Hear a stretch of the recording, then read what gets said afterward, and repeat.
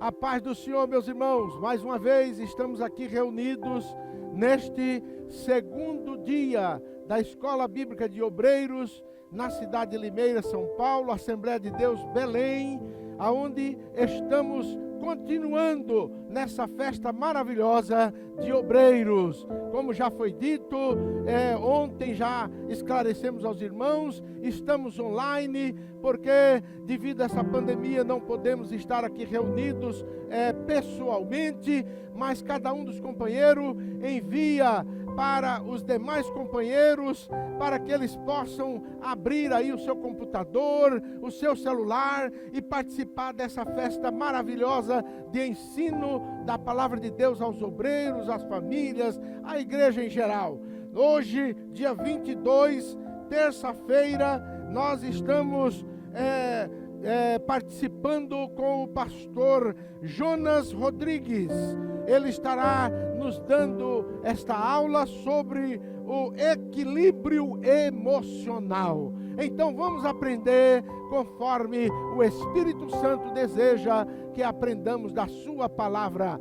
Deus abençoe a todos, boa aula, que Deus abençoe o pastor Jonas Ferreira. Deus também fala conosco e nos ensina através das circunstâncias, as boas e as ruins. Nós devemos ter cuidado para não julgar o Senhor estando em meio a coisas ruins. Esta foi a lição que determinado pai aprendeu quando seu filho de 16 anos foi diagnosticado com um tipo raro de câncer. Era muito doloroso ver nosso filho sendo submetido a sessões de quimioterapia e radioterapia, e aquele sofrimento todo, contou aquele pai. Algumas pessoas encaram experiências como esta, culpando e questionando a Deus. Por que, Senhor? Será que Ele ainda me ama? Sim, Ele continua te amando. O Senhor mudou? Não, Ele não muda. Quando você enfrentar circunstâncias como esta, peça a Deus que lhe mostre o que está acontecendo e o que fazer. Aquele pai disse: nós oramos assim, nós fizemos todas essas perguntas, mas eu nunca duvidei do amor do meu pai. Muitas vezes entrei no quarto do meu filho doente e senti a presença de Deus e vi atrás dele a cruz de Jesus Cristo. E então falei: Pai, não me deixe jamais olhar para as circunstâncias e questionar o seu amor. O seu amor por mim provado numa cruz, isto nunca mudou e nunca mudará. Ao contemplar a luz de cruz em que por mim morreu Jesus, minha paz.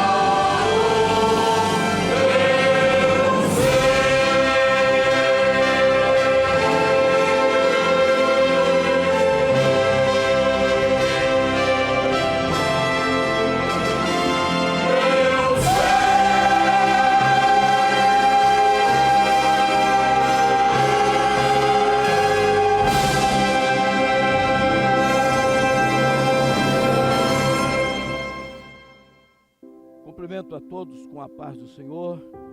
É com muita alegria que estamos nesta data na nossa Escola Bíblica de Obreiros para ministrar a palavra do Senhor. Quero, em primeiro lugar, agradecer a Deus por esta tão importante oportunidade. Agradeço ao pastor Levi pelo convite e a todos os demais organizadores pela honra de nos conceder este espaço para ministrarmos a palavra do Senhor. O tema da nossa escola diz: o obreiro em tempo de crise, baseado no livro das Segundas Crônicas, capítulo 20, verso 9. Coube a mim falar sobre a necessidade do equilíbrio emocional. Verdadeiramente, o pastor é uma das funções que precisa de muito equilíbrio emocional. Precisa ter uma estabilidade emocional. O pastor sai de uma festa de aniversário de 15 anos e muitas das vezes é chamado para ir para uma cerimônia fúnebre. Ele lida com as alegrias do povo e também com os momentos de tristeza e melancolia.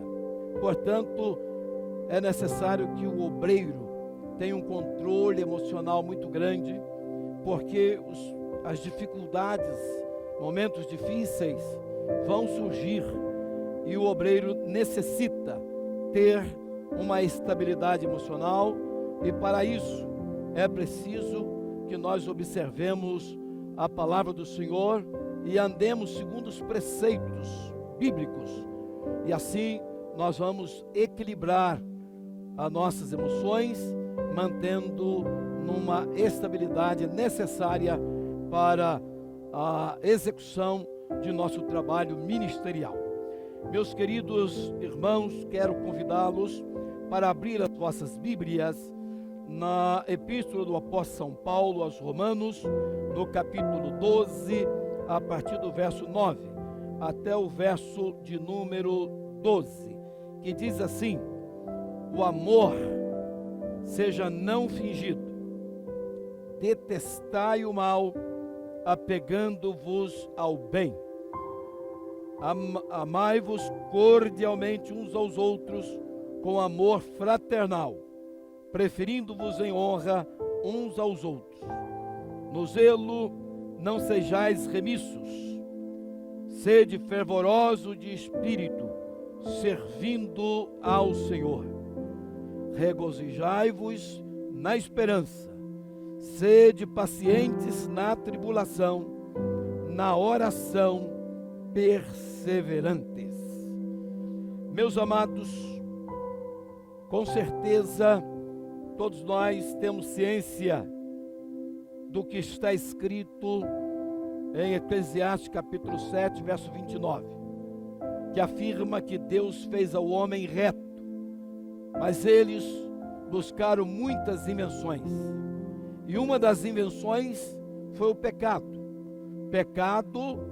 que detonou com a raça humana. Este pecado fez com que o entendimento fosse obscurecido. O apóstolo Paulo, escrevendo aos Efésios, no capítulo 4, no versículo 18, ele, se referindo aos gentios, ele diz que os gentios tinham um entendimento entenebrecido, estavam separados da vida de Deus pela ignorância que havia neles. E no versículo seguinte, no verso 19, no mesmo capítulo, o apóstolo declara: os quais, havendo perdido todo o sentimento, se entregaram à dissolução, para com avidez cometerem toda a impureza. Ele, se referindo aos gentios, chegou a dizer que eles haviam perdido todo o sentimento humano e se tornado bestiais, se entregando à dissolução para com toda avidez, com toda sede, cometerem todo tipo de impureza. Meus queridos, essa era a situação nossa, antes de receber a Cristo como Salvador.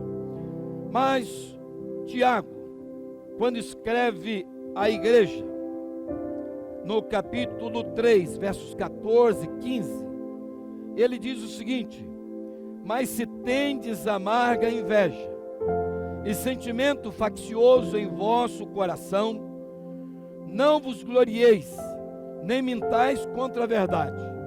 Essa não é a sabedoria que vem do alto, mas é terrena, animal e diabólica. Portanto, quando Tiago escreve, ele está se referindo aos crentes que muitas das vezes, tomado de inveja e sentimento faccioso, tomam decisões realmente extremamente perniciosas. O termo faccioso fala do indivíduo sectário, que revela parcialidade, intolerância, intransigência. É alguém relativo, é alguém predisposto às divisões, criador de seitas e heresias. Significa que no meio do povo de Deus, há alguns que não só têm a mente obscurecida, porque alimentam desejos obscuros, mas essas pessoas chegam a ter, segundo Tiago, uma mente terrena, animal e diabólica.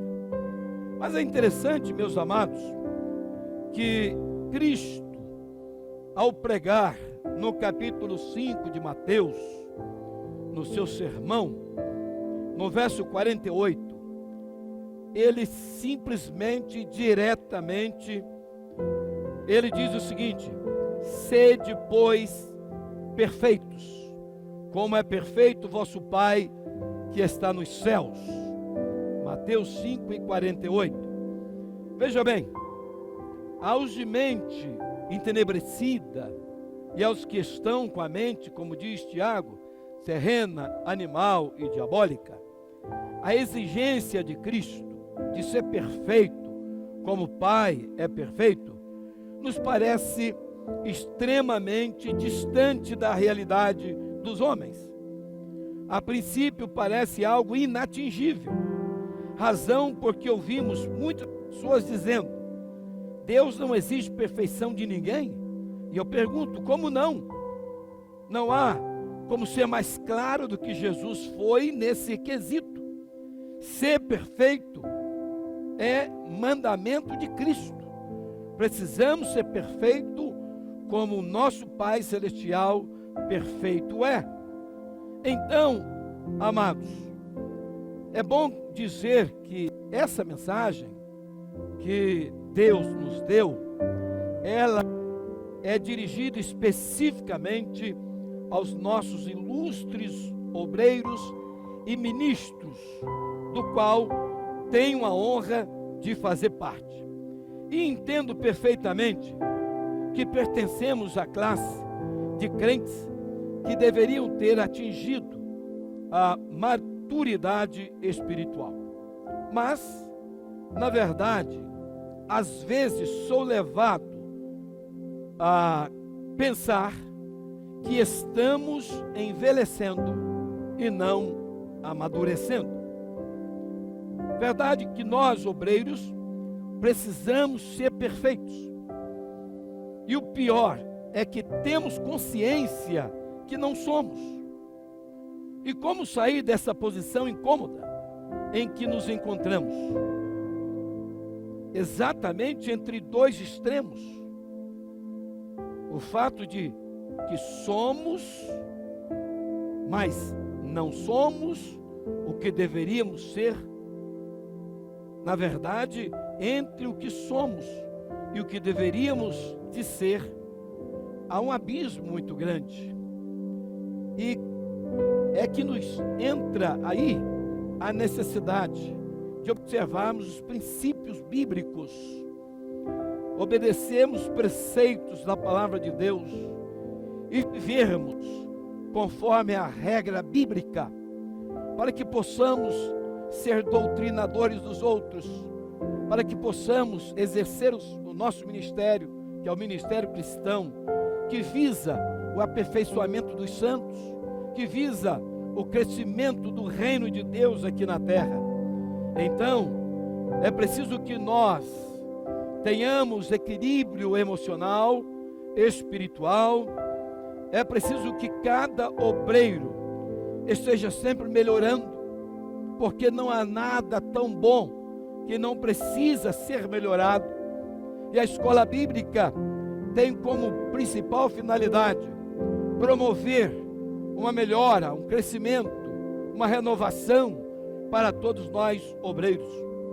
O apóstolo Paulo, portanto, quando escreve aos Romanos, no capítulo 12 e o verso 2, ele diz assim: e não vos conformeis com este mundo, mas transformai-vos pela renovação do vosso entendimento, para que experimenteis qual seja a boa, agradável e perfeita vontade de Deus. Romanos 12 e verso 2. Os crentes, e principalmente os obreiros e ministros, não devem andar segundo o curso deste mundo. A mente controlada pelo curso desse mundo, na verdade, é uma mente dominada não pela sabedoria, mas pela esperteza, pela lei da vantagem. Ela é totalmente mundana, ela desconhece totalmente os valores e os princípios bíblicos.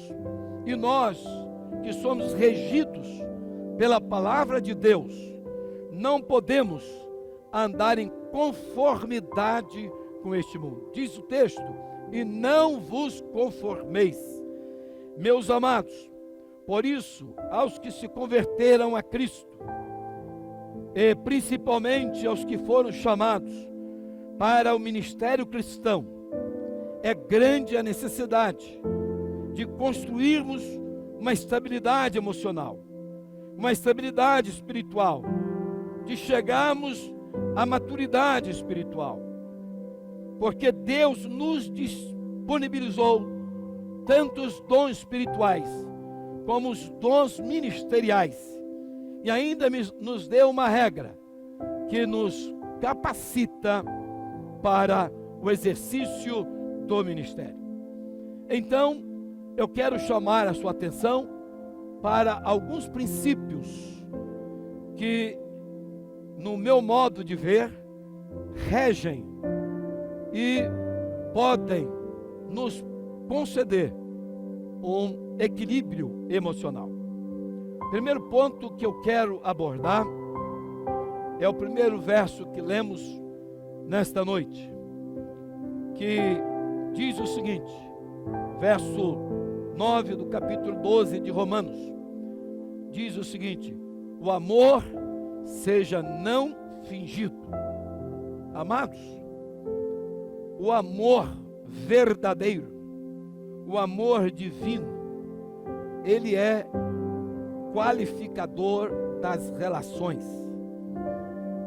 O amor divino, ele é basilar, ele faz parte do fundamento da nossa fé, como também faz parte da fundamentação das nossas atividades ministeriais.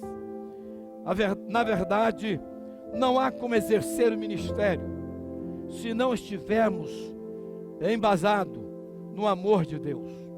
A Bíblia é muito clara em Romanos capítulo 5, versículo de número 5, que diz que Deus derramou em nossos corações o amor de Deus pelo Espírito Santo que nos foi dado.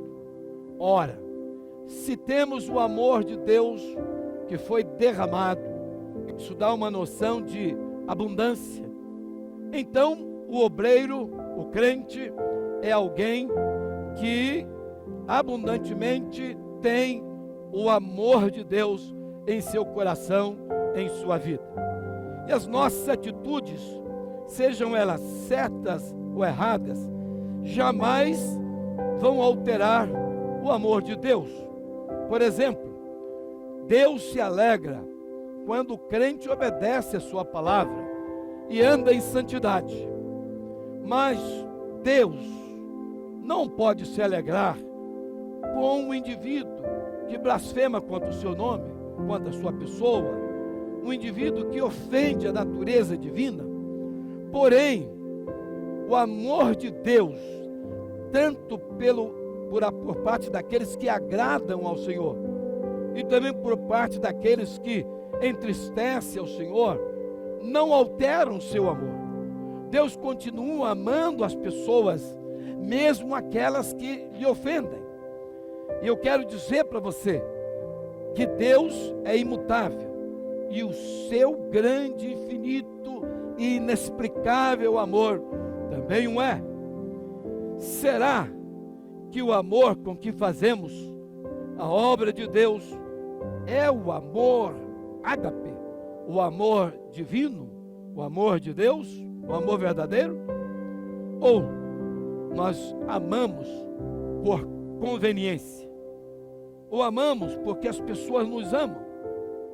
Se o nosso amor é verdadeiro, por que não suportamos, às vezes, simplesmente alguns que discordam do nosso pensamento? Deus tolera, aliás, Deus sustenta a vida daqueles que blasfemam contra Ele. E Ele que dá, é Ele quem dá o oxigênio para o ateu dizer que não crer na existência de Deus. Então a vida do ateu é sustentada pelo amor de Deus. E por que nós, obreiros, não podemos tolerar, talvez, um descontentamento, uma discordância do nosso posicionamento? É preciso que nós tenhamos aí uma estabilidade emocional, porque quem lida com o ser humano, lida com conceitos diferentes, pensamentos diferentes, posicionamentos diferentes. É preciso que o obreiro tenha estrutura suficiente para lidar com aquele que lhe é contrário, com aquele que muitas das vezes trabalha até mesmo contra ele, mas ele deve permanecer firme, mesmo assim, amando essa pessoa. Não podemos esquecer dos ensinamentos de Jesus que disse: amai vossos inimigos. Então, se nós não podemos amar aqueles que são nossos irmãos na fé, como amaríamos o inimigo? Significa que nesse caso, se nós não conseguimos amar alguém que está na igreja e discorda do nosso pensamento, nosso posicionamento, como nós amaríamos o inimigo? Este amor com que estamos fazendo a obra de Deus, então, não é um amor divino que foi derramado em nossos corações. Pode ser um amor humano, um amor carregado da hipocrisia humana. Alguém que está fazendo de conta que ama, mas na verdade o seu amor não é verdadeiro. E eu quero que você preste atenção, porque a mensagem que eu estou pregando, ela não é minha. Essa mensagem, ela é de Deus. Eu estou apenas transmitindo a você e também para mim, que preciso aprender o que estamos observando nesse texto sagrado.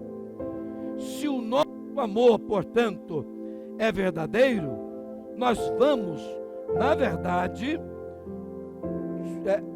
tolerar, nós vamos amar, nós vamos dedicar o nosso serviço cristão a estas pessoas também. Então, será que o amor de Deus é o amor com que estamos fazendo a obra de Deus? Será que estamos usando o amor verdadeiro que foi derramado em nossos corações?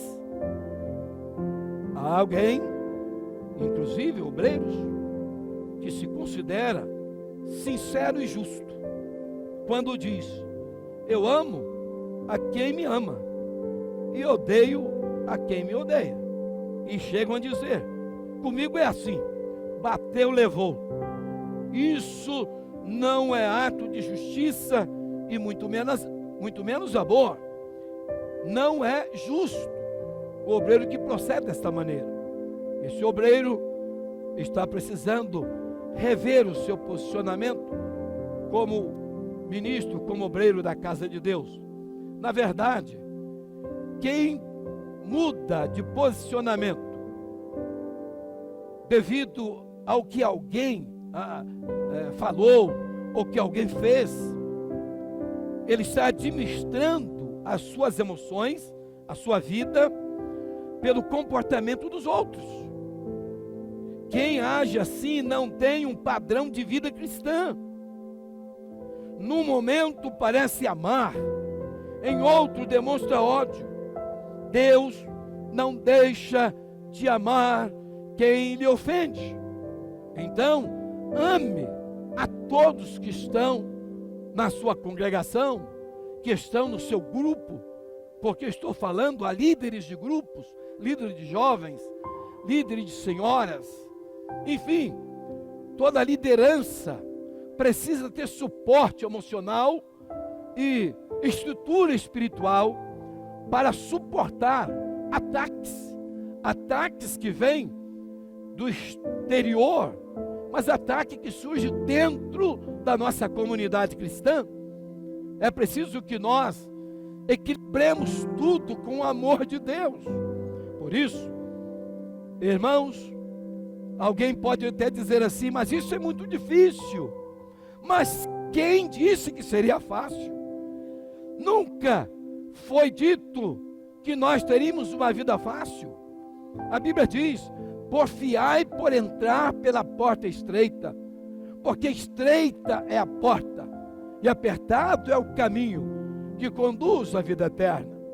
Então, nós temos que esperar que crises não vão faltar durante o exercício de nosso ministério. Eu quero que você preste bastante atenção. Quando agimos dessa forma, demonstramos que não somos coerentes com os valores e princípios cristãos. Muito pelo contrário, demonstramos agir com uma mente terrena, animal e diabólica. Mas nós somos chamados para ter a mente de Cristo. A Bíblia diz: mas nós temos a mente de Cristo. Ora, se temos a mente de Cristo, devemos ter o mesmo sentimento que houve também em Cristo. E Cristo, você analisando o seu ministério, a sua vida terrena, ele nunca desequilibrou, ele nunca perdeu o seu equilíbrio, porque ele era um homem extremamente sensato. E eu quero que você entenda que ele é o nosso referencial, ele é o nosso modelo, como obreiros, como seguidores de Jesus, discípulos. Agora, anote aí o que eu vou falar. Quando um obreiro não tolera uma crítica que sofre, feita muitas das vezes por um companheiro ou por um auxiliar, pode discordar de um posicionamento do seu pastor e acaba deixando escapar algumas palavras nesse sentido. E quando o pastor fica sabendo do que foi falado pelo seu auxiliar, ele não consegue mais disfarçar. O seu sangue ferve na hora, o seu coração acelera e ele recebe uma sobrecarga de tensão emocional. perde por completo, pelo menos momentaneamente, aquele equilíbrio. E depois disso, o pastor vai para casa e chega, pega a Bíblia, vai meditar na Bíblia. Se fosse para obedecer os preceitos da Bíblia, seria extraordinário, seria maravilhoso. Mas o objetivo dele ao ler a Bíblia agora é encontrar um texto que facilite atingir do púlpito aquele companheiro que disse tais palavras com relação à discordância do seu posicionamento. O pastor não deve ser desse tipo de pessoa que qualquer notícia acaba furtando a sua sobriedade, deixando-o totalmente desequilibrado. Ele tem o dever de mostrar equilíbrio e serenidade nas horas mais difíceis do seu ministério. Se o obreiro não tem equilíbrio emocional, não está preparado para lidar com o que lhe é contrário. E isso nós vamos ter na igreja. Há um período na igreja que parece que é só bênção. A igreja está em crescimento, há um avivamento, há realmente uma harmonia, mas às vezes surgem determinadas crises que muitas das vezes não se esperava, não estava preparado para tais coisas. Mas o obreiro precisa entender que Jesus disse: no mundo tereis aflições, tende bom ânimo, eu venci o mundo, disse Jesus. Então, meus queridos, precisamos ser como sândalo que perfuma o machado que lhe fere. Vou repetir, você talvez não prestou atenção. Nós, obreiros, precisamos ser como sândalo que perfuma o machado que lhe fere. Se alguém lhe feriu, perfume esta pessoa com bom cheiro de Cristo e não destile sobre ele o ódio do seu próprio orgulho humano. Na verdade, a pessoa que usa um texto bíblico e o púlpito da igreja para atingir indiretamente alguém com quem ele está aborrecido, esta pessoa pode até pensar que está pregando o evangelho do príncipe da paz, mas na verdade ele está destilando o veneno do seu próprio ódio, do seu próprio orgulho. Ele está pregando ódio, pregando desamor.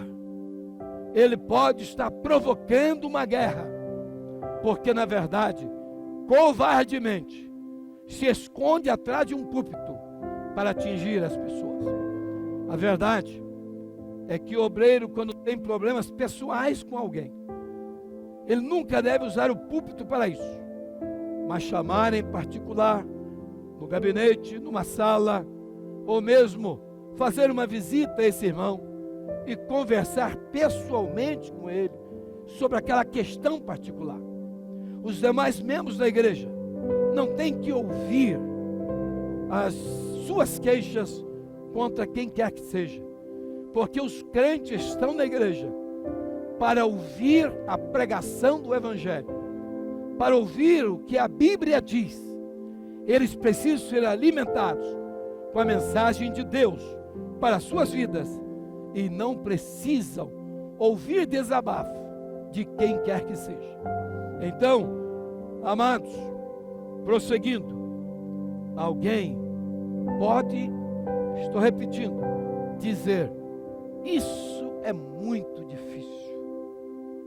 Mas, como eu já disse, ninguém disse que seria fácil. Nós não somos chamados para sermos paparicados, não fomos chamados para sermos bajulados, e sim, fomos chamados para seguir a Jesus. E como Jesus iniciou o seu ministério? Jesus iniciou seu ministério chamando as pessoas cansadas e oprimidas para entrar no jugo com Ele. Observe que Jesus queria abraçar todos aqueles que lhe eram contrários, os bravos, os valentes, os desobedientes, os rebeldes. Jesus queria que eles se colocassem num jugo, o jugo de Jesus, e andassem algumas milhas com Jesus, que por certo, Jesus ensinaria a ser mansos e humildes. Agora, se você quer lidar com pessoas mansas e humildes, abraça essas pessoas, leva elas para junto de si, como Jesus realmente promete quando faz esse chamamento para a salvação. Traga essa pessoa para você, abrace com elas, coloque essas pessoas jungidas com você e faça com que elas vão se amansando e aprendendo a ser humildes com você. Deus te chamou para que você pudesse ser um veículo de transformação de vidas, e isso só é possível com amor não fingido. Então o amor não pode ser fingido.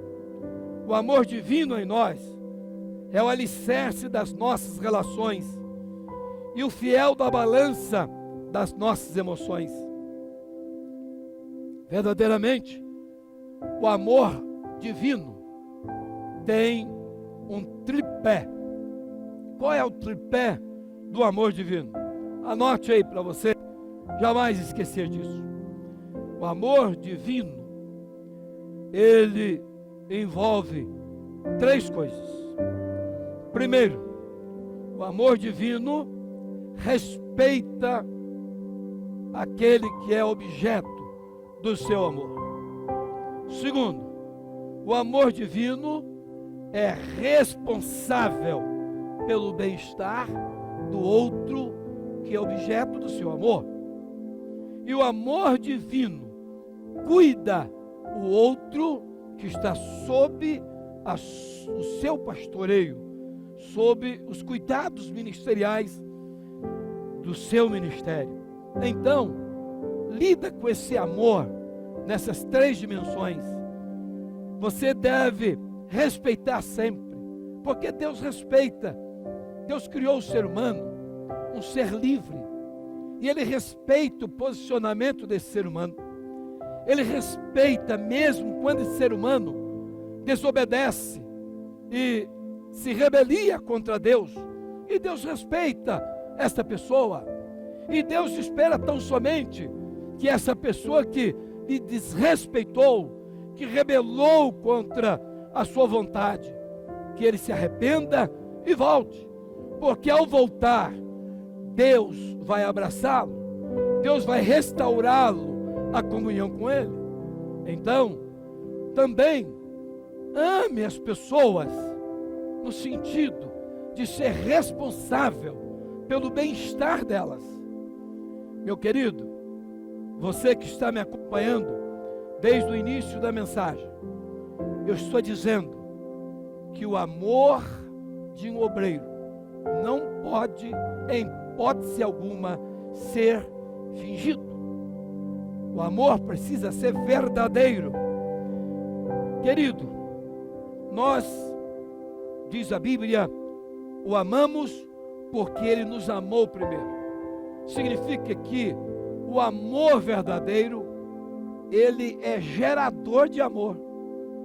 Significa que quem ama com o amor de Deus não precisa exigir amor de ninguém, pois a resposta do amor é amor. Quem ama será amado. O problema é que há muitas pessoas que não amam, mas querem ser amadas, que não abraçam, mas querem ser abraçadas, não afaga ninguém, mas querem ser afagados. Deixa eu te dizer uma coisa: se você quer ser abraçado, abrace o seu companheiro. Se quiser ser amado, ame as pessoas, porque Deus nos amou primeiro, e o nosso amor é uma resposta ao grande e infinito amor de nosso Pai Celestial.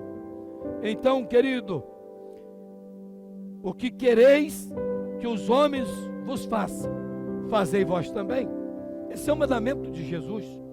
Já ouvi de vários obreiros que saíram um pouco do caminho, entraram por alguns atalhos da vida, e ao enxergarem que estavam errados, caíram em si, como o filho pródigo, se arrependeram e voltaram para pedirem perdão pelo erro cometido. E nesse momento de humildade, de contrição e de arrependimento, eles ouviram do seu pastor: você pode voltar, mas vai ter que entrar no final da fila. Tudo bem, respeitamos o posicionamento de qualquer pastor, mas devo dizer que Deus não age assim. E quem age com o amor de Deus, por certo, também não agiria desta forma. Sabe por quê? Porque quem se arrepende não precisa ser punido. Quem se arrepende precisa ser perdoado. Como nós queremos punir uma pessoa que se arrependeu? Ora, por que final da fila? Deus, falando através do profeta Jeremias a um povo desobediente e rebelde, Deus disse para os filhos de Israel, no capítulo 4, verso 1 do livro do profeta Jeremias, ele diz o seguinte: se voltares, ó Israel, diz o Senhor, para mim voltarás. Se voltares, para mim voltarás. Significa que quem volta, se arrependido para Deus, volta para Deus. E Deus não manda ele para o final da fila. Deus o abraça, o recebe, o restaura e o abençoa. É isso que Deus faz. Eu quero que você entenda que, como obreiro, nós recebemos muitas pessoas que, por um lapso, por um descontrole, acabam entrando por atalho, desviam, mas se arrependem e voltam. Deixa eu te dizer uma coisa: o filho pródigo saiu de casa, abandonou o pai e foi, diz a Bíblia, para uma terra distante. Mas o pai permaneceu no seu lugar e somente saiu do seu lugar para ir ao encontro do filho que voltava, para que a iniciativa fosse do pai e não do filho, do abraço e do beijo da recepção. Quem precisar ser punido deve ser aquela pessoa que cometeu o erro, mas não se arrependeu. Mas quem cometer o erro e se arrependeu, não precisa mais de punição, precisa de uma calorosa recepção. Somente o amor verdadeiro nos identifica como discípulos de Jesus. Ele disse: nisto todos conhecerão que sois meus discípulos, se vos amardes uns aos outros. São João 13, verso 35. O amor de Deus, ele é basilar, é fundamental, é vital para o nosso trabalho e para a vida da igreja. Não é possível fazer a obra de Deus com amor humano. Precisamos, de fato, do amor de Deus. Precisamos da graça de Deus. Precisamos do poder de Deus, da unção que vem de Deus, da misericórdia de Deus, da sabedoria de Deus. E, com certeza, estas benditas e maravilhosas bênçãos de Deus na nossa vida é que vai fazer a grande diferença. Somente, portanto, com o amor de Deus, que pelo Espírito Santo foi derramado em nosso coração, é possível fazer a obra de Deus. Essa é a principal ferramenta espiritual do obreiro, pois o amor de Deus constrange, convence, pois quando o amor se manifesta, ele se mostra irresistível. Portanto, ame, porque o amor não faz mal ao próximo. Meus queridos, prosseguindo, diz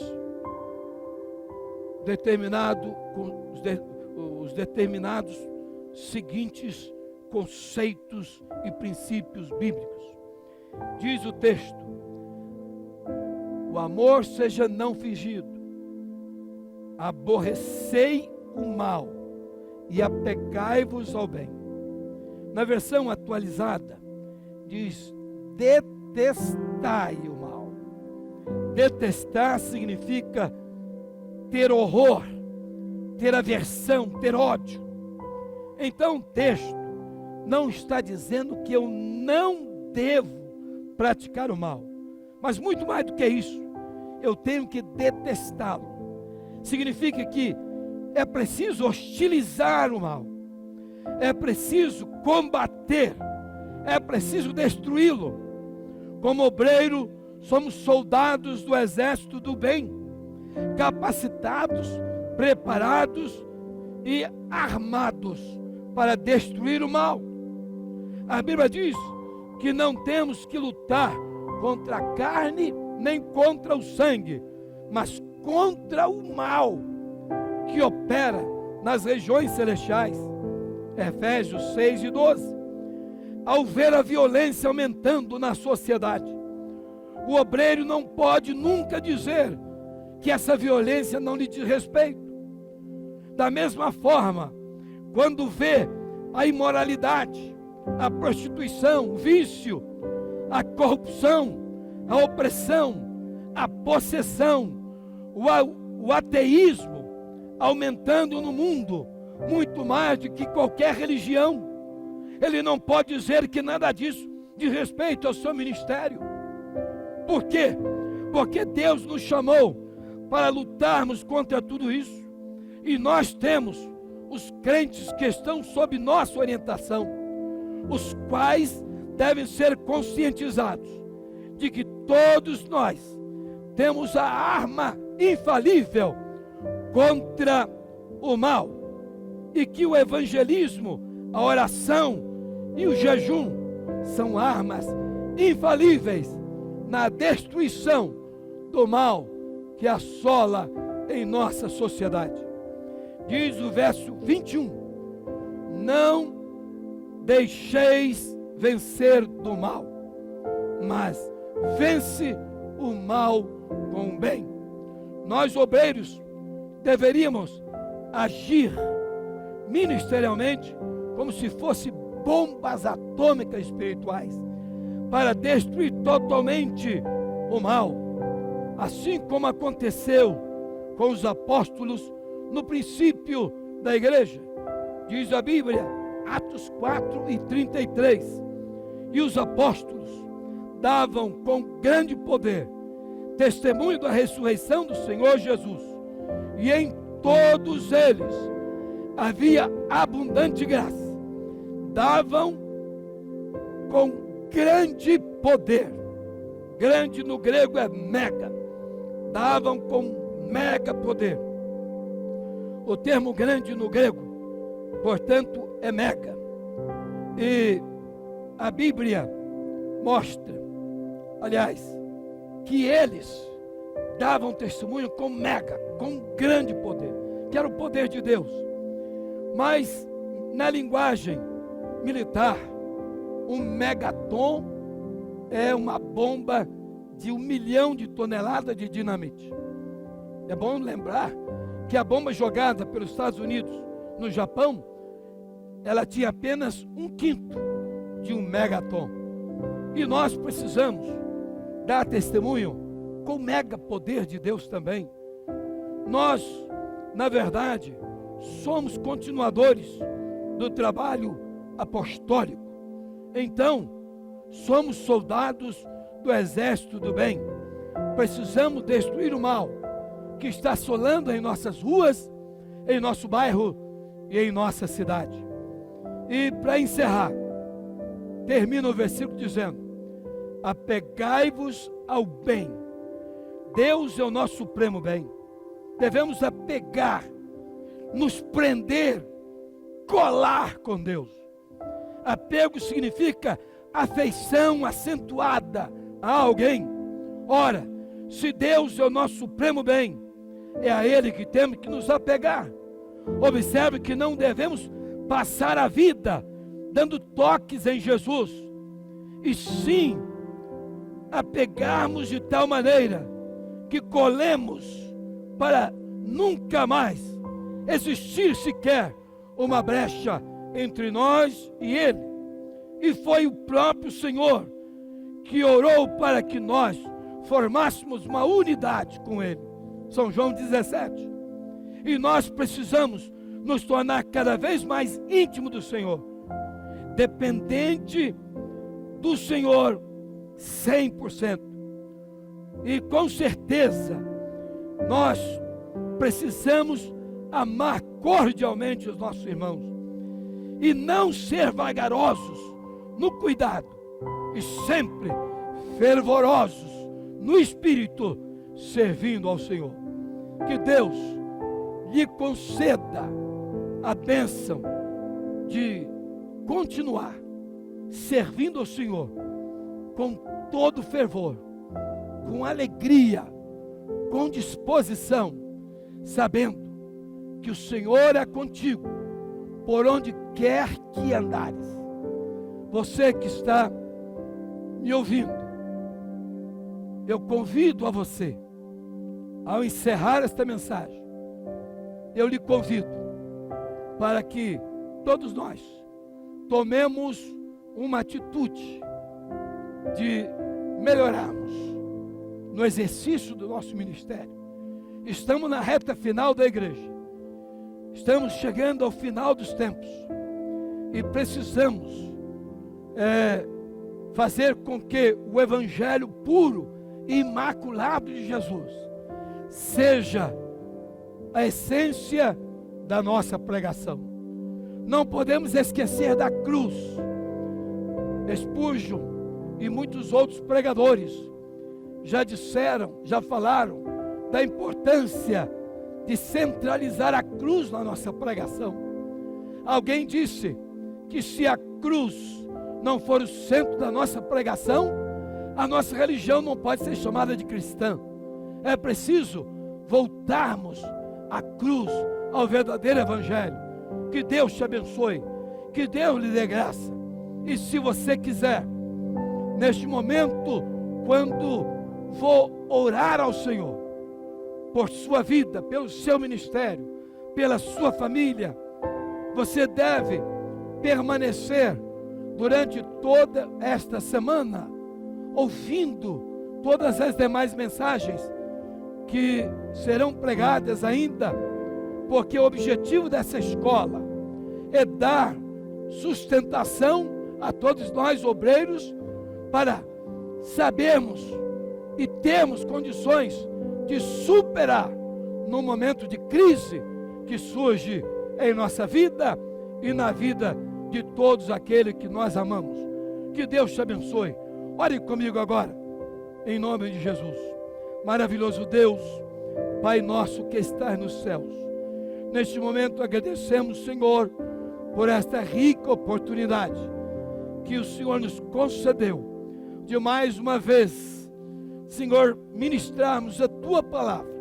Pedimos, Pai, por todos aqueles que ouviram, que estão nos acompanhando nesta oração, que a Tua bênção seja constantemente sobre a vida de todos os nossos irmãos, de todos os nossos obreiros, de todas as nossas igrejas espalhadas por todo o mundo, Senhor.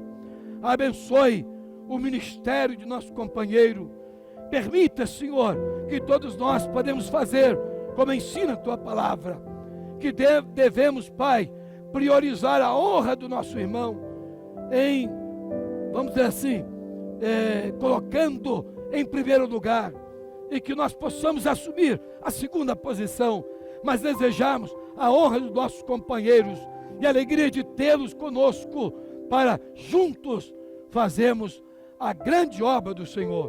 Pai eterno, te louvamos, te adoramos e dê-nos graça, renova-nos para continuarmos fazendo a tua obra em nome de Jesus. Receba a bênção de Deus, que a graça inaudita de nosso bem-amado Senhor e Salvador Jesus Cristo, o grande, perfeito, infinito amor de Deus, nosso bendito Pai, e a comunhão do Espírito Santo, seja com todos os que amam e aguardam a vinda do Senhor. E todos digam comigo, amém e amém. Deus abençoe.